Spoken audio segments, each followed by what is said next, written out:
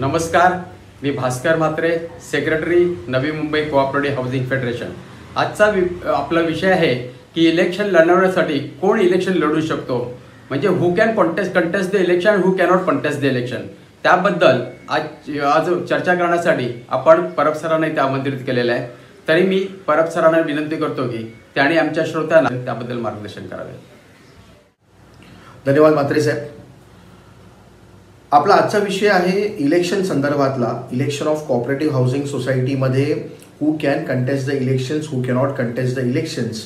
Rather ह्या विषयामध्ये enter करायच्या अगोदर आपण हे पाहणार आहोत की रिसेंटली जे आपल्याकडे आता सहकार निर्णय आलेले आहेत with regards to election of housing society, आणि मग ह्या निर्णयामध्ये जे 50पेक्षा कमी असलेल्या कोऑपरेटिव्ह हाऊसिंग सोसायटीसाठी इलेक्शन संदर्भातल्या मॅनेजिंग कमिटीच्या स्ट्रेंथची जी संख्या दिलेली आहे ती पहिली जाणून घेऊया, आणि मग नेक्स्ट व्हिडिओमध्ये who can contest the election, who cannot contest the election हे विषय पाहायचा आपण प्रयत्न करूया। आजच्या ह्या व्हिडिओच्या संदर्भात इलेक्शन संदर्भातला जो विषय आहे त्यामध्ये प्रामुख्याने जो मेन विषय आपल्याकडे आहे तो आहे इलेक्शनला आलेला स्टे। इलेक्शनला जो स्टे दिलेला आहे म्हणजे 28 फेब्रुवारी 2024 ह्या शासन निर्णयाच्या अनुषंगाने आपल्याकडे 31 मे 2024 पर्यंत आपल्या इलेक्शन्स ऑफ कोऑपरेटिव्ह हाऊसिंग सोसायटीवरती स्टे दिलेला आहे। Now why this stay? The stay is because आपल्याकडे लोकसभेचे इलेक्शन्स कंडक्ट होणार आहेत आणि त्यामुळे बरीचशी सरकारी यंत्रणा जी आहे ती तिथे कार्यरत असणार आहे, आणि म्हणून इलेक्शन्स ऑफ कोऑपरेटिव्ह हाऊसिंग सोसायटीवरती स्टे दिलेला आहे। Not only cooperative housing society but all the cooperative societies in the state of Maharashtra. पण मग आपल्यासाठी हे विषय जाणून घ्यायचा आहे की कोऑपरेटिव्ह हाऊसिंग सोसायटीच्या इलेक्शन्स जे आहेत ते आपल्याला थांबवायचं आहे। 28 फेब्रुवारीमध्ये असं म्हटलं होतं की ज्या संस्थांना ऑनरेबल सुप्रीम कोर्ट असेल, ऑनरेबल बॉम्बे हायकोर्ट असेल, अशा हायकोर्टचा निर्देश दिलेला असेल की इलेक्शन्स कंडक्ट करा, ते इलेक्शन्स तुम्ही करू शकता। तिथे नॉमिनेशन वर्ड देखील होता, ज्यांचं नॉमिनेशन प्रक्रिया सुरू झालेली आहे ते देखील इलेक्शन्स पुढे कंटिन्यू करू शकतात।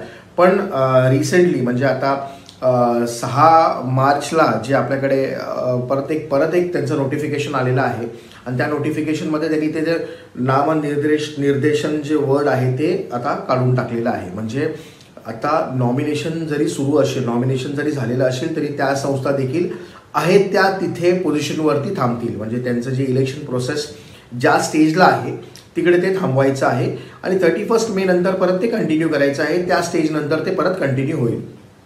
म्हणजे इलेक्शन्स फक्त ऑनरेबल सुप्रीम कोर्ट आणि हायकोर्टनी डिरेक्शन्स दिलेल्या संस्थेना जिथे इलेक्शन्स कंडक्ट करा असं जिथे डिरेक्शन्स आहेत त्या संस्था वगळता बाकीच्या सगळ्या कोऑपरेटिव्ह सोसायटीजवरती इलेक्शन्सला स्टे दिलेला आहे 31 मे 2024 पर्यंत।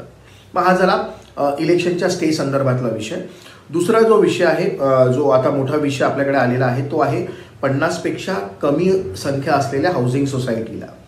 आणि मग ह्या विषयामध्ये आपल्याला आठवत असेल की 3 जानेवारी 2024ला एक सहकार निर्णय होता जो 35 मेंबर्स, लेस दॅन 35 मेंबर हाऊसिंग सोसायटी संदर्भातला होता। पण त्यामध्ये बऱ्याचशा त्रुटी होत्या, बरेचसे इश्यूज होते, जे आपण ऑलरेडी ह्याच्या अगोदर एक व्हिडिओही बनवलेला आहे, आणि सर्व डिस्ट्रिक्ट फेडरेशन्सच्या माध्यमातून आणि महाराष्ट्र स्टेट कोऑपरेटिव्ह हाऊसिंग फेडरेशनच्या माध्यमातून आपण ते विषय जे आहेत ते इश्यूज जे आहेत ते स्टेटला पुटअप केले होते। त्या इश्यूजवर विचार विनिमय झाला, आणि त्या अनुषंगाने आपल्याला आता हे 28 फेब्रुवारी 2024ला पुन्हा एकदा नव्याने 50पेक्षा कमी असलेल्या कोऑपरेटिव्ह हाऊसिंग सोसायटीच्या मॅनेजिंग कमिटीच्या स्ट्रेंथ संदर्भातला जो विषय आहे तो आपल्यासमोर आता आलेला आहे, आणि तो विषयामध्ये मॅक्सिमम क्लॅरिटी आणण्याचा प्रयत्न जो आहे तो स्टेटनी केलेला आहे। तो त्या संदर्भात म्हणजे 50पेक्षा कमी असलेल्या कोऑपरेटिव्ह हाऊसिंग सोसायटीमध्ये आता मॅनेजिंग कमिटीची जी स्ट्रेंथ आहे ती फक्त 7, मॅक्सिमम आपली जी आहे ती 7 पर्यंत लिमिटेड आहे। पूर्वी जर आपण पाहिलं तर आपल्याकडे E type cooperative housing society होती, C type cooperative housing society होती, आणि बायलॉ नंबर 114 मध्ये तो चार्ट दिलेला आहे की जर 100 मेंबरची स्ट्रेंथ आपल्या टोटल सोसायटीची असेल तर मग आपल्याकडे 11 कमिटी मेंबर्स पाहिजेत। 100पेक्षा जास्त असेल म्हणजे 101 ते 200 पर्यंत असेल तर आपल्याकडे 13 कमिटी मेंबर्स पाहिजे. 200 ते 300 मध्ये 15 पाहिजे, 300 ते 500 मध्ये 17 आणि नंतर मग 501 अबाव जे असतील त्यांना 19ची स्ट्रेंथ अशी दिलेली आहे. आणि या सगळ्या स्ट्रेंथमध्ये 5 सीट्स ज्या आहेत त्या आपल्यासाठी रिझर्वड आहेत. म्हणजे हाऊसिंग सोसायटीमध्ये सेक्शन 154 कॅपिटल B-20 जो आहे that talks about reserve seats आणि section 154 capital B-21 talks about reserve seats in women category. म्हणजे 154B-20 जो आहे तो सांगतो की 3 जागा ज्या आहेत त्या आपल्याला राखीव ठेवायच्या आहेत. कुठल्या कॅटेगरीसाठी? तर मग पहिला आहे शेड्यूल कास्ट, शेड्यूल ट्राईब्स. दुसरी आहे डिनोटिफाईड ट्राईब्स म्हणजे विमुक्त जाती, नॉमॅडिक ट्राईब्स किंवा स्पेशल बॅकवर्ड क्लास. तिसरी कॅटेगरी आहे ओबीसी, अदर बॅकवर्ड क्लास. अशा 3 जागा ज्या आहेत त्या आपल्याला रिक्त ठेवायच्या होत्या. पूर्वी 11च्या स्ट्रेंथमध्ये 11, 13, 15 जे काय असेल ते त्याच्या स्ट्रेंथमध्ये आपल्याला 5 जागा ज्या होत्या त्या रिझर्व ठेवायच्या होत्या. त्याच्यापैकी ह्या 3 जागा होत्या आणि 2 जागा ज्या होत्या त्या वुमेन कॅटेगरीसाठी होत्या. म्हणजे 11मधनं 5 गेले तर राहिले 6 जनरल सीटसाठी पूर्वी आपण इलेक्शन कंटेस्ट करत होतो. पण आता 50पेक्षा म्हणजे ज्या छोट्या कोऑपरेटिव्ह हाऊसिंग सोसायटीज आहेत तिकडे एवढी मोठी स्ट्रेंथ बऱ्याच प्रमाणामध्ये बऱ्याच वेळेला मिळत नाही.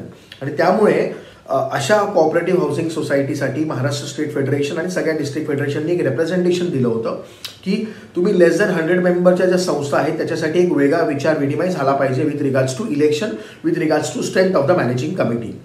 नाव ह्या 50पेक्षा कमी असलेल्या मॅनेजिंग हाऊसिंग सोसायटीजला आता मॅनेजिंग कमिटीची स्ट्रेंथ जी आहे ती आपण मगाशी सांगितल्याप्रमाणे मॅक्सिमम 7 असेल. म्हणजे जे पूर्वी 11 होतं ते आता मॅक्सिमम 7 करण्यात आलेलं आहे.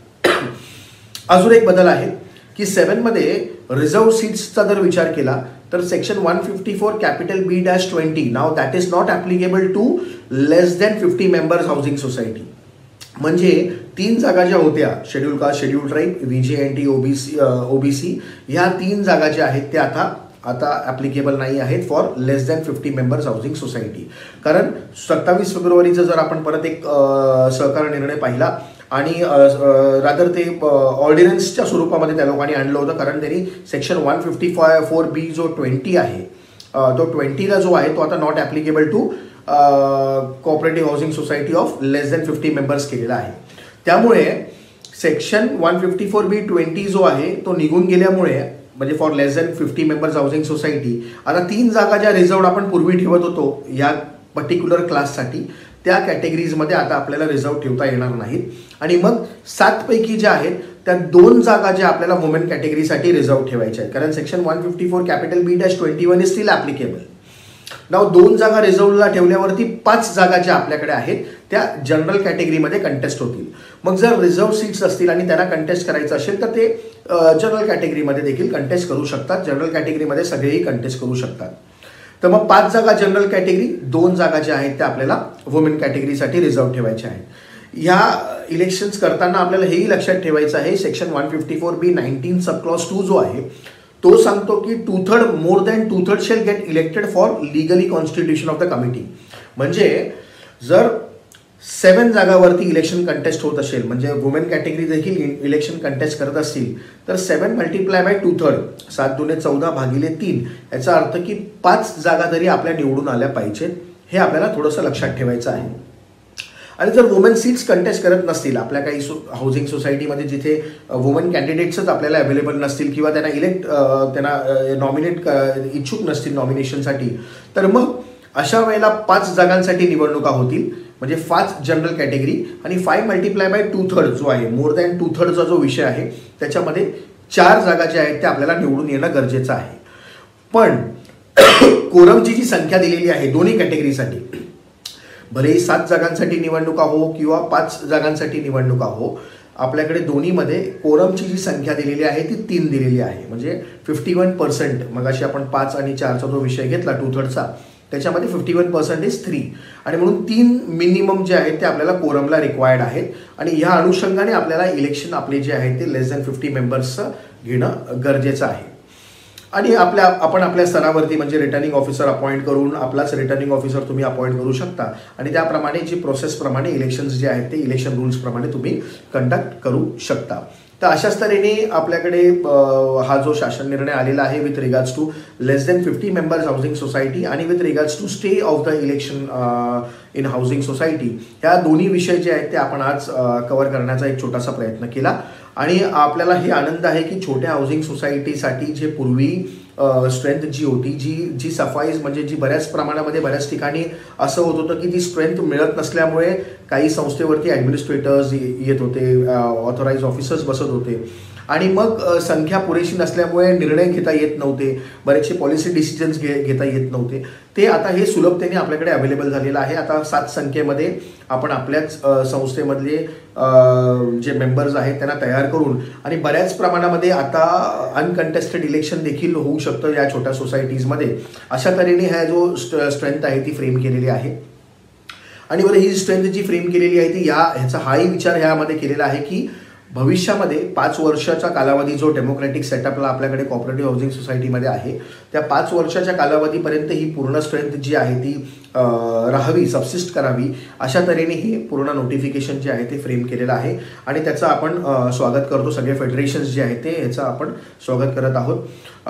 असेच विषय जो आहे आपला इलेक्शन संदर्भातला तो आपण नेक्स्ट व्हिडिओमध्ये कव्हर करण्याचा प्रयत्न करणार आहोत, जो आहे who can contest the election आणि हू कॅनॉट कंटेस्ट द इलेक्शन. तूर्तास आपण इथेच थांबूया. धन्यवाद.